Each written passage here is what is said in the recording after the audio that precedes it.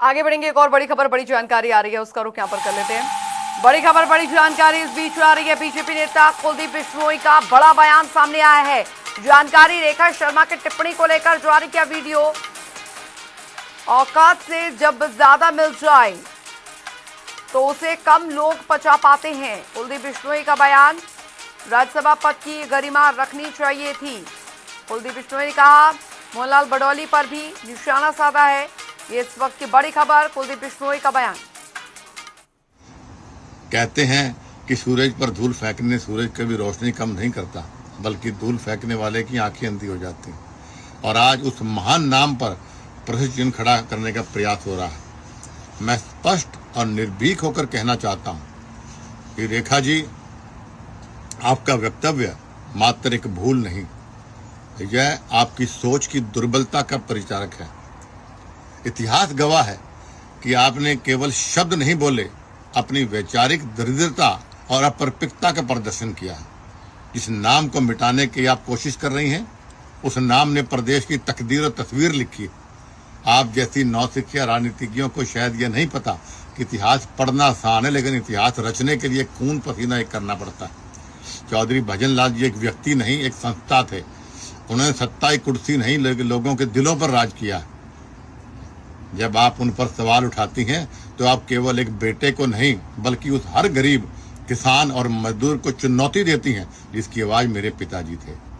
इतिहास पर बोलना सरल है रेखा जी, किंतु इतिहास को समझना और उस पर जीना और उस पर रचने के लिए संघर्ष करना, इसके लिए जिगरा चाहिए, औकात चाहिए। इतिहास में सही कहा गया है कि औकात से ज्यादा अगर किसी को मिल जाए तो बहुत कम लोग उसे पचा जाते हैं। ये रेखा का भी यही हाल है। कम से कम उस राज्यसभा के पद की गरिमा तो आप रख लेते हैं कि आपको राज्यसभा में थोप दिया गया। यही ऐसी नौसिखिया बात आज प्रदेश के अध्यक्ष ने करी। बड़े खुले शब्द में मैं उस पर निंदा करता हूँ, विरोध करता हूँ इस बात का। एक ऐसा व्यक्ति जिसे खुद की चलो कोई औकात नहीं, लेकिन आप प्रदेश के अध्यक्ष के रूप में बैठे हो, इसलिए बीजेपी ने आपको चाहे थोपा या बनाया है। चौधरी भजन लाल जी सम्मानित व्यक्ति को असल में आप जाके बोलते हो कि ये उनके उस लुगाई का व्यक्तिगत बीजेपी का कोई लेना नहीं है, और यहाँ आप कहते हो कोई भजन लाल जी के बारे में बोला ही नहीं, और कोई जी नहीं, चौधरी नहीं। ये आपकी औकात है, ये आपकी हैसियत है, आपको भूलना नहीं चाहिए। आज आपकी सरकार पे बनी तो कुलदीप बिश्नोई की वजह सरकार सत्ता पर आप पहुंचे थे। 3 बार सरकार आपकी बनी, 3 में से 2 बार सरकार बनाने में कुलदीप बिश्नोई का योगदान है। बीजेपी को जानता कौन था पहले? आपको मैंने मेरे गठबंधन की वजह से, मेरी वजह से आपकी सरकार बनी, कम से कम उसका तो आप एहसान रख लेते। और इस बार भी 7.5% वोट हरियाणा प्रदेश में जो मेरा व्यक्तिगत वोट है चौधरी भजन लाल जी का, वो पूरा का पूरा वोट मैंने आपके ओर ट्रांसफर कराया। मेरा वोट साइलेंट है, वरना तीसरी बार सरकार बन जाती। और चौथी बार सरकार ऐसे घमंड में नहीं बनेगी आपकी।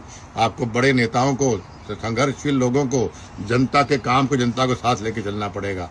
इस प्रकार बड़े नेताओं की अगर आप बेइज्जती करेंगे तो जनता की बात को भूलती नहीं, ना हम भूलने देंगे। मैं आपको स्पष्ट शब्दों में कहना चाहता हूं कि मुझे मजबूर मत करिए आप लोग कि मैं कोई ऐसा कदम उठाऊं कि आपको दोबारा अर्श से फर्श पर लेकर आ जाऊं। मैं भारतीय जनता पार्टी का एक अनुशासित सिपाही हूं, इसलिए आपको ये चुनौती दे रहा हूं, वरना कदम उठा चुका होता मैं। लेकिन आपको चुनौती दे रहा हूं और आपको अवगत करवा रहा हूं कि तुरंत प्रभाव से आप उस रेखा से माफी मंगवाइए और मोहनलाल बडौली जी को बोलिए कि चौधरी भजन लाल जी का नाम सम्मान से ले, और जो सही है सही बात करे। तुरंत प्रभाव से या तो वो रेखा माफी मांगे और या चौधरी भजन लाल या इसको आप नोटिस जारी करिए, वरना ये मामला यहाँ तक सीमित नहीं रहेगा। और मैं फिर दोहराना चाहता हूँ कि मुझे आप मजबूर मत करिए कि मैं वही पुराना बब्बर शेर हूँ। शेर को आप पिंजरे में रख सकते हैं, लेकिन शेर के नजदीक जाने के, हाथ लगाने की हिम्मत कोई कर सकता नहीं है। कुलदीप बिश्नोई आज भी वही बब्बर शेर है जो पुराने जमाने के अंदर था। एक बार